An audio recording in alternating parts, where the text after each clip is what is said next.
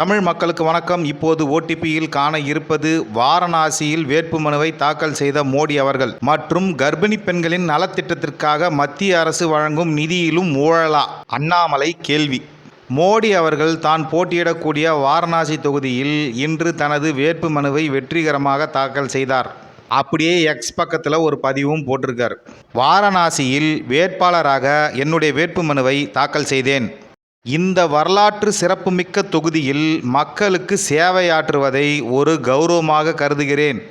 மக்களின் ஆசியோட ஏகப்பட்ட சாதனைகளை கடந்த 10 ஆண்டுகளில் செஞ்சுருக்கோம்.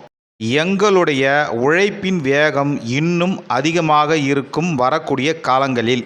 இதாங்க அந்த ட்வீட்டு. இதே நேரத்தில் டெல்லி அரவிந்த் கெஜ்ரிவால் இந்த தடவை பாஜக ஜெயித்தாலும் மோடி அவர்கள் பிரதமர் கிடையாது, அமித்ஷா அவர்கள் தான் பிரதமர், அவரை பிரதமராக்கத்தான் இவங்க எல்லாம் உழைச்சிக்கிட்டு இருக்காங்க அப்படின்னு கலப்பி விடுறாரு.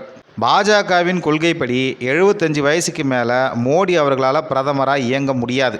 நான் என்ன கேட்குறேன், இந்த சட்டத்தெல்லாம் பாஜகவில் எதுக்கு வச்சுருக்காங்க? அந்த கட்சியை வளர்க்கணும், மக்கள் நம்பிக்கையை பெறணும்னு தான். அந்த 2 விஷயத்தையும் சாதித்த மோடி அவர்களுக்காக அந்த சட்டத்தை தளர்த்திட்டு போகிறாங்க. அவங்க கட்சி அவங்க சட்டம் தானே.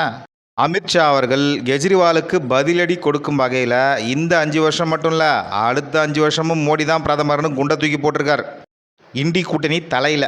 அண்ணாமலை தன்னுடைய பதிவில் என்ன சொல்கிறாருன்னா, கர்ப்பிணி பெண்களின் நலனுக்காக மத்திய அரசு மூலமாக 2017 முதல் இயங்கி வரும் மாத்ரு வந்தனா திட்டம் மூலமாகவும் தமிழகத்தில் அதே கர்ப்பிணி பெண்களின் நலனுக்காக 1987 இயங்கி வரும் டாக்டர் முத்துலட்சுமி ரெட்டி திட்டம் மூலமாகவும் கர்ப்பிணி பெண்களுக்கு ரூபாய் 14,000 ரொக்கமாகவும் 4,000 ரூபாய் மதிக்கத்தக்க ஊட்டச்சத்து பெட்டகமும் 5 தவணையாக கொடுக்கப்பட்டு வந்தது.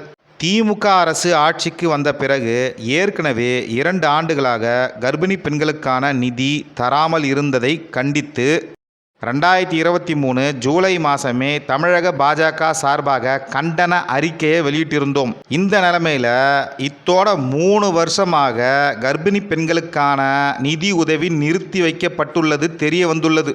ஏறக்குறைய 2 லட்சம் கர்ப்பிணி பெண்களுக்கு செல்ல வேண்டிய தொகை அது. மாத்ரு வந்தனா திட்டத்தின் கீழ் போன வருஷம் வரைக்கும் மத்திய அரசு ஏறக்குறைய 257 கோடி ரூபாய் நிதி வழங்கியுள்ளது. ஒரு காலத்தில் இந்த மாதிரி கர்ப்பிணி பெண்களுக்கு காசு கொடுத்த விஷயம் எனக்கு தெரியும். அதில் மத்திய அரசு காசும் இருக்குன்றது இப்போ தான் தெரியுது. தமிழக சகோதரிகளின் மகப்பேறு நலனுக்காக ஒதுக்கப்பட்ட நிதியை தமிழக அரசு 3 வருஷமாக கொடுக்காமல் இருப்பது வன்மையாக கண்டிக்கத்தக்கது.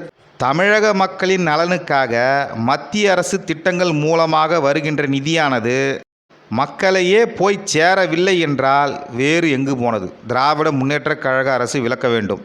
கரெக்டாக தான் கேட்குறாரு. சரி மக்களே, இந்த நிதியெலாம் எங்கே போயிருக்கும் நீங்கள் நினைக்கிறீங்க? உடனடியாக நிதி உதவி கிடைக்காமல் இருக்கும் அனைவருக்கும் இந்த திட்டத்தின் கீழ் வழங்கப்பட வேண்டிய நிதியை வழங்க வேண்டும் என்று திராவிட முன்னேற்றக் கழக அரசை வலியுறுத்துகிறேன். இதுதான் அந்த பதிவு. இதே விஷயத்தை ஃபேஸ்புக்லேயும் போட்டிருக்காரு. அதில் எக்ஸ்ட்ராவாக ஒன்று சொல்லியிருக்காரு. கர்ப்பிணி பெண்களை அலைக்கழிக்கும் இந்த மெத்தன போக்கை ஊழல் திமுக அரசு உடனடியாக கைவிட வேண்டும். கர்ப்பிணி பெண்கள் மற்றும் குழந்தைகள் ஆரோக்கியத்தில் விளையாடக்கூடாது அப்படின்னு தமிழக பாரதிய ஜனதா கட்சி சார்பாக வலியுறுத்துறாரு. இந்த பியூஷ் மனுஷ் என்ற நபர் அண்ணாமலை அவர்கள் மீது ஒரு வழக்கை போட்டார்.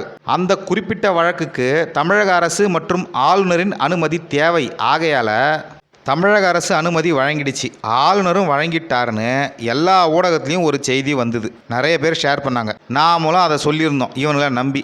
உண்மையிலே என்ன நடந்ததுன்னா, ஆளுநருக்கும் இதுக்கும் எந்த சம்பந்தமும் இல்லை. ராஜ்பவன்லேருந்து ஒரு அறிக்கை விட்டுருக்காங்க. அண்ணாமலை மீது வழக்கு நடத்த ஆளுநர் அனுமதி அளித்ததாக வந்த செய்தி தவறு, அந்த வழக்கை பற்றியே ஆளுநருக்கு எதுவும் தெரியாது அப்படின்னு அந்த அறிக்கை சொல்லுது. என்ன ஆச்சரியன்னா, எப்படி தைரியமாக ஊபிஸ் இந்த மாதிரி செய்திகளை பரப்புகிறாங்க. அவங்கள விடுங்க, அவன் சோஷியல் மீடியாவில் எதாவது பரப்பிட்டு போகிறான். மெயின் ஸ்ட்ரீம் மீடியாவிலே இது நியூஸாக வருது. ஆனால் மறுநாளே அசிங்கப்பட்டு போகுது. நன்றி, வணக்கம்.